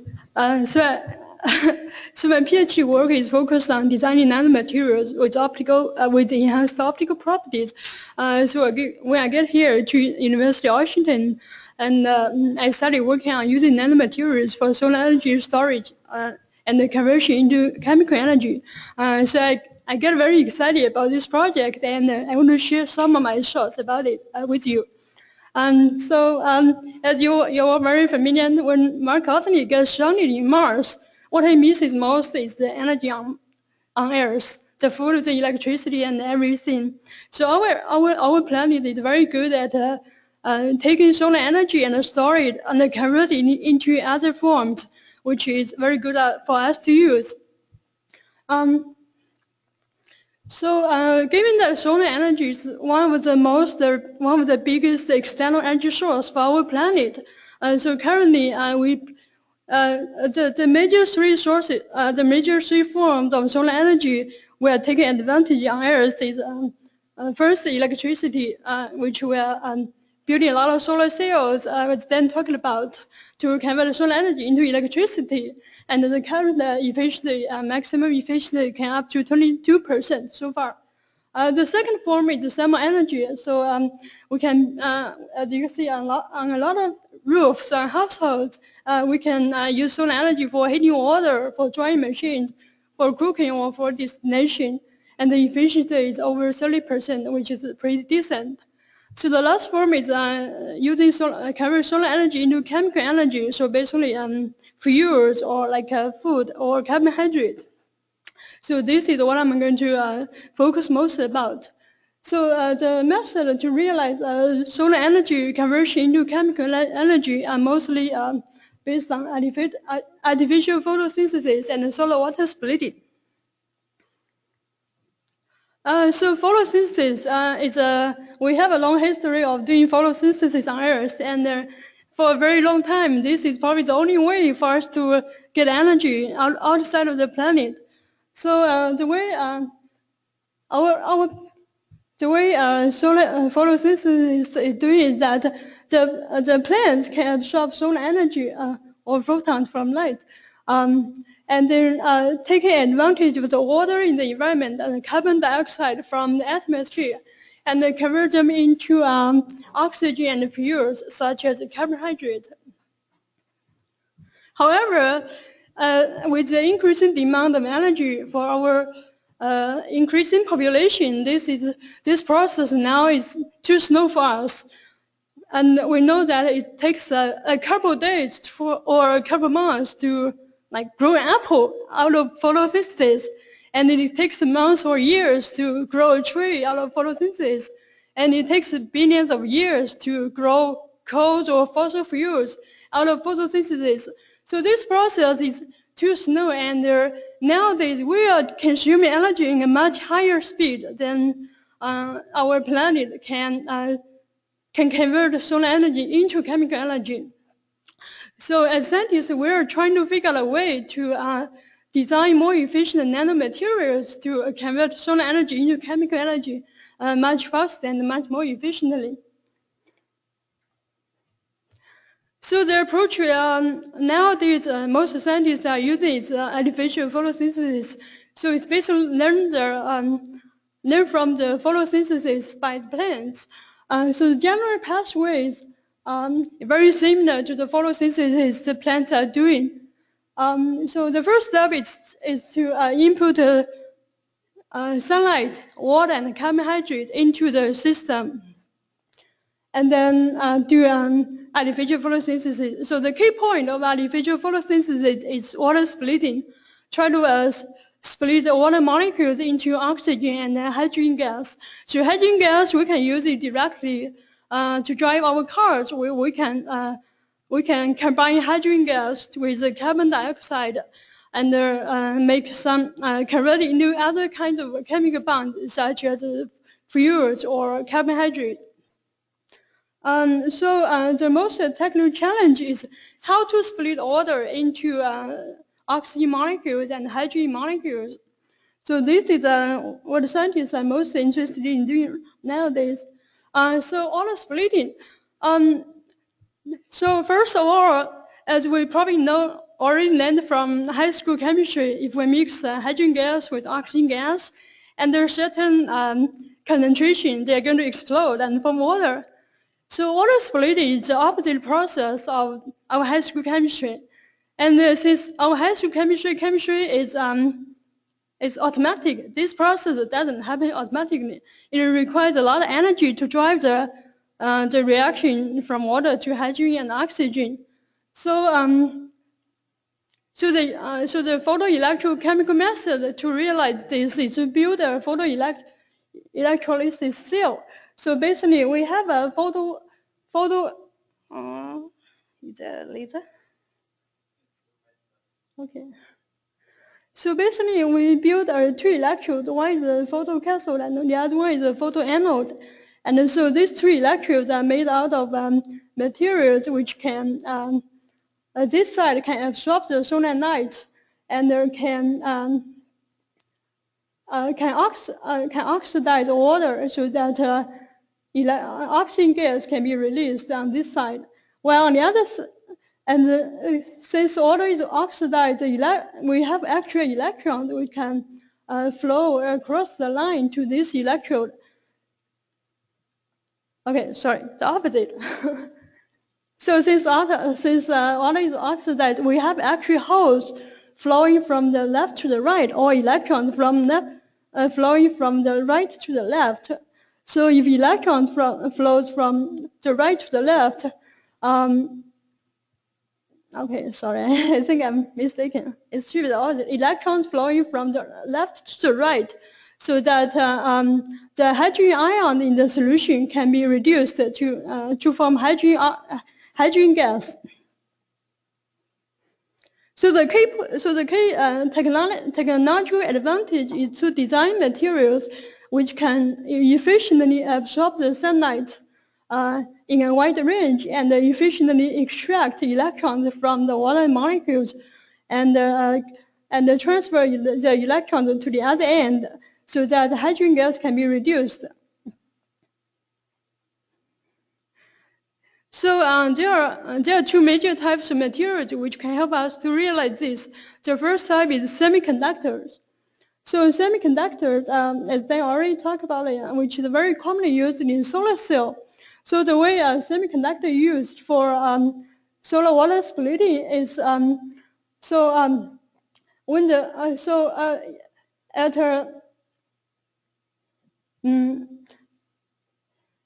a dark state, all the electrons are confined around the nucleus, so the electrons cannot flow freely. So when the materials absorb enough solar energy, the electrons can jump to a higher energy state, so that the electron can flow freely to the external circuit. So the semiconductor would be hole rich or electron deficient. Therefore, the water molecules need to give some electrons to the semiconductor so that oxygen molecules will be released. While on the other electrode, since this electrode has sufficient electrons, hydrogen ion in the solution can be reduced to form hydrogen gas.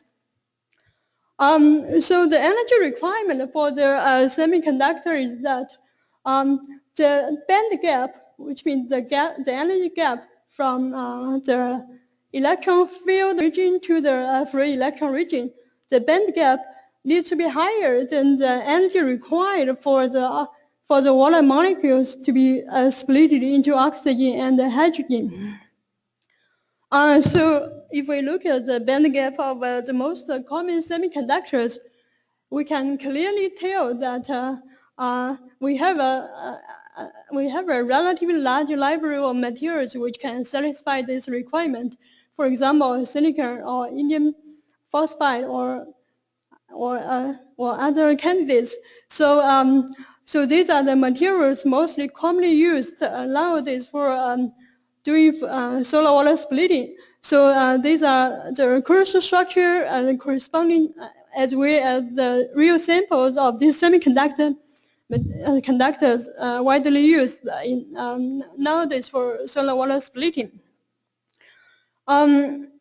So now the major technological advantage for the semiconductors is that the region where they can absorb light is relatively small. Therefore, the efficiency is far from satisfactory. So scientists are trying to okay. So this graph shows the most popular geometry of the cells used for solar water splitting and the corresponding efficiency. So it can be as low as like less than 1%, but the highest one can be as high as 18%. But there is still a lot of room to improve. So current research are focused on the following factors. First one is photoanode for auto oxidation, basically to replace semiconductors with materials which can more efficiently absorb the solar light to drive the chemical reaction. Solar silicon photocathode arrays. So this is one effort to increase the surface area of these materials, also to increase the solar energy harvesting efficiency. Or solar water splitting membrane. This is to stop the opposite reaction from happening. Or hydrogen evolution catalyst, because there is energy barrier to stop the hydrogen ion in the solution to form hydrogen gas, even if sufficient electrons are provided. So we need to design better catalysts that drive this reaction happen more efficiently. Silicon surface chemistry. So this is to tune the surface of the silicon or the semiconductor substrate so that the catalyst or other material can be more efficiently attached to the substrate. Light material interactions. So this is also to increase the light harvesting efficiency. And also non-conventional solar absorbers. Also, this is also to increase the solar energy harvesting efficiency.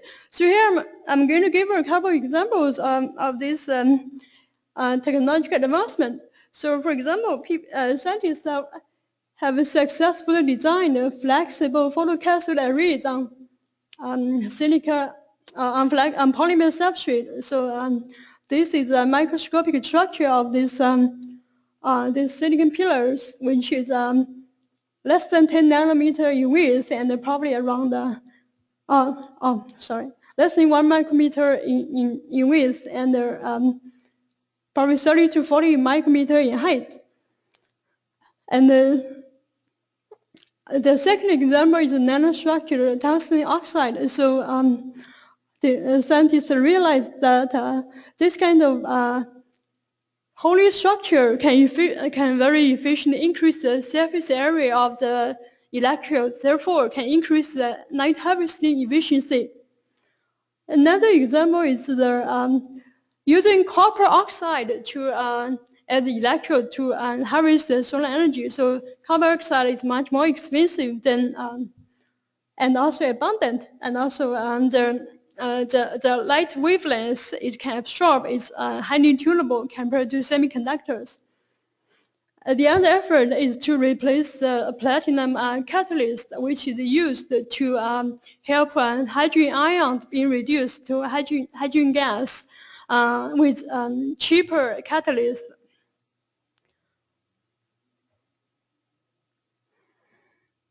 So,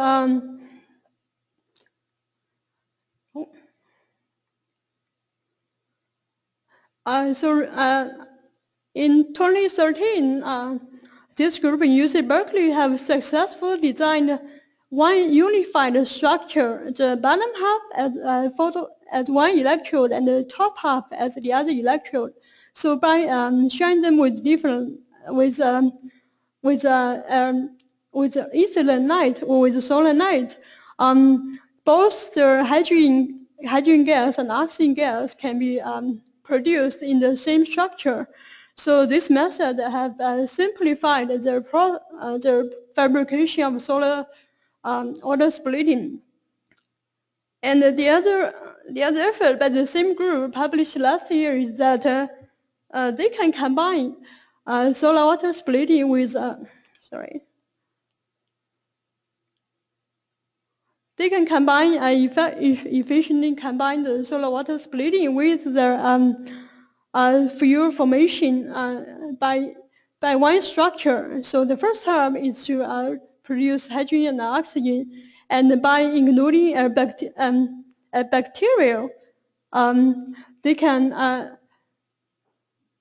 combine the hydrogen ion and the carbon dioxide into acetic acid, which can be further used in genetically engineered E. coli cells to produce carbohydrate fuels, polymers, or other pharmaceutical precursors. So the other effort in this field is that people are trying to incorporate the metal nanoparticles into the photoelectrolysis cells, because for semiconductors they have a fixed band gap, so the light they absorb is kind of fixed, and also the light absorb efficiency is far from satisfactory. Where for metal nanoparticles, they can have very tunable range of wavelengths of light they can choose to absorb depending on the size, shape, or geometry. And the absorption efficiency is pretty high compared to the geometrical size. So this is largely due to the localized surface plasma resonance of metal nanoparticles. So so that is when a nanoparticle is as small as or much smaller than the wavelength of the light, which is usually a couple of hundred nanometer. And the surface electrons can oscillate when we shine light to these particles, because the light is essentially electromagnetic field. So when the light when the intrinsic oscillation frequency of the electrons on the nanoparticle surface match their incident light frequency, the nanoparticles can absorb the incident light very efficiently. So depending on the size or shapes and the chemical compositions of these nanoparticles, they can absorb light at different wavelengths, and they exhibit different colors. So the colors is highly tunable compared to semiconductors. So the first effort towards using metal nanoparticles for solar water splitting is done a little bit over 2 years ago in UC Santa Barbara. So to try to know that use gold nanorod as a template and deposit semiconductors and a catalyst onto the system, and they realized that their water splitting can be only contributed to the absorption of the gold nanoparticles instead of the semiconductor. Here is a titanium oxide. And this catalyst is highly stable. As you can see, they ran the reaction for over 10 cycles and about 5 hours each cycle. And the production of the hydrogen is still relatively comparable to the relatively stable. So this is the first example that proved that the hot electrons or hot holes produced by excitation of the surface plasma of nanoparticles can drive solar water splitting. Although the solar to hydrogen efficiency is only 0.1%, it is still pretty high compared to purely nanoparticles. So this is a comment from Professor Mark from Stanford University, and he thinks that this could lead to a new type of clean solar energy harvesting device. So 2 years later, or last year, this group from Rice University have developed this very cheap materials which only need to use metal nanoparticles. So this time they completely get rid of the semiconductor, and they realized that the solar conversion efficiency is pretty decent at the wavelength where the surface plasma resonance peak is. So this means that simply by using metal nanoparticles without a semiconducting substrate, we were able to drive the solar water splitting kind of efficiently.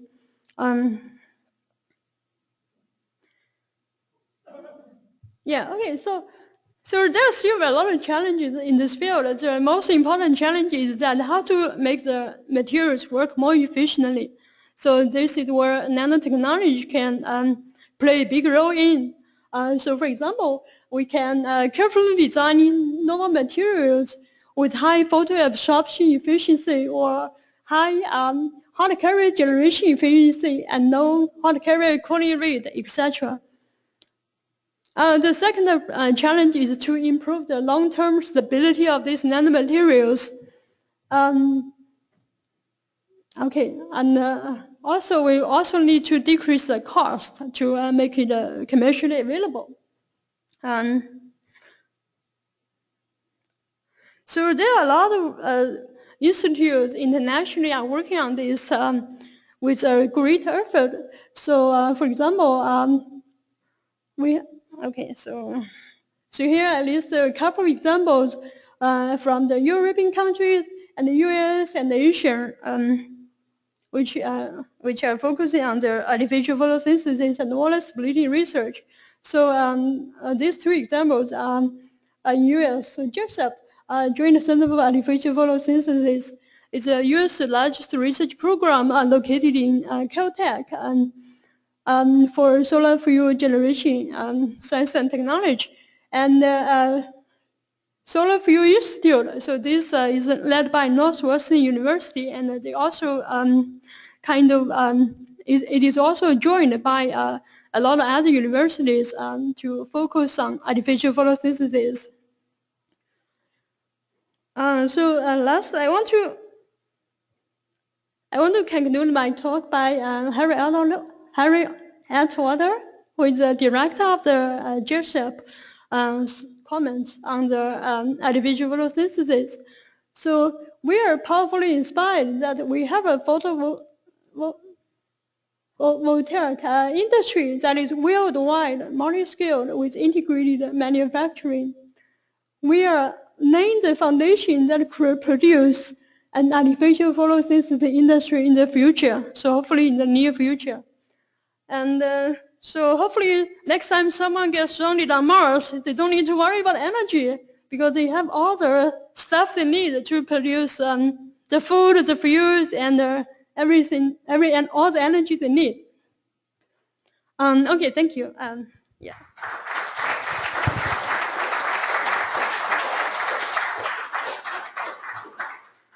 We're going to skip questions and go straight to the exam for the presentation. Oh. That's very impressive. Questions? Got one over here. So I was just thinking something that's nice about solar or photovoltaic is you take energy from the sun directly into electrical energy, but for water splitting, basically using sunlight, and then you're storing energy in a chemical bond, hydrogen gas, but then you have to burn the gas in order to use that as whatever electrical energy or whatever usage. But isn't there, so there's the efficiency of converting it to hydrogen gas, which you said was about 0.1% for the plasmas, right? Nanoparticles. But then there's an efficiency for burning gas, the Carnot efficiency for like a heat engine, and then using that for useful work or anything. So I was just wondering, like, how applicable is water splitting if you also have to burn the gas and then you're, you know, having to, yeah, I guess. Does that make sense? Yeah, I understand what you mean. But actually, most of you are think about it kind of different from you, because once we can split order into hydrogen, and hydrogen can produce electricity, right? So instead of, okay, so so question about the efficiency. So like the real efficiency is actually not like 0.1% if you're trying to convert it to. Oh yeah, I agree. So this kind of research is still in the infant stage. So 0.1% is definitely not enough, and it's definitely not comparable to the solar cells we're using now. But since hydrogen gas is another source of very clean energy, so I mean, people still lay a lot of hope on that. So I don't think it will become commercially available in the next couple of years. So it's more like a long-term fundamental research nowadays. Yeah. Solar cells started off very low on efficiency too, so it's that is true. Question in the back.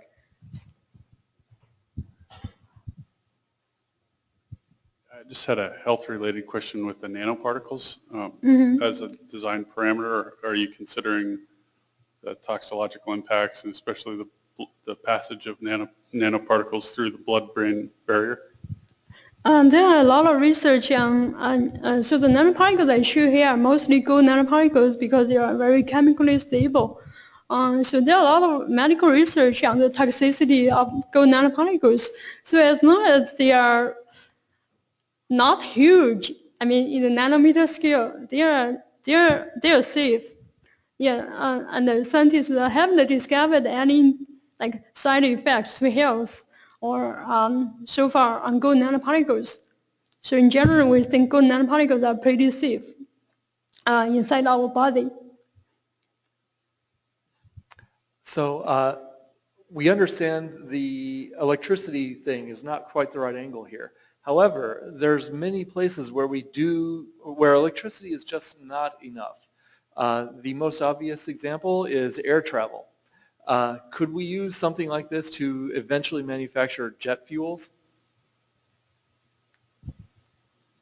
I would say that's the ideal case. The hydrogen is each hydrogen element has store a lot of energy, and also the density of hydrogen is very small. So that would be the ideal case for space shuttles. Yeah. More questions? It does appear to be a carbon neutral solution in a way. And a flashlight.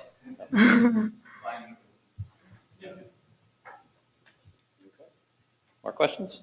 I was going to add to that. Do you put the energy to drive the reaction to form something like octane or anything like that is going to be much higher than hydrogen? So she was saying on the plot it was like 2,000, how many kilojoules to drive the reaction for water splitting? 1.23. 1.23 kilojoules. Oh, kilojoule. It's per mole. 3. Yeah, it's gonna be orders of magnitude higher. So you couldn't do it with sunlight. You'd need something else. Yeah, it's it worked for Back of the Future.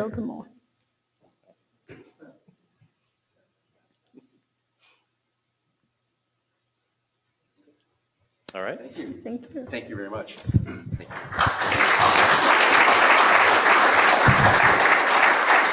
Okay, thanks, Dane. Okay, that concludes this edition of the general meeting for tonight. Thank you all for coming. Thank you for our presenters. And typically, folks meet at the Finney Market Pub, a half mile down the street. Once again, if you're not a member or sponsor Solar Washington, we encourage you to become one to help us run meetings like this and do our other programs. So thank you all very much for coming. Appreciate it.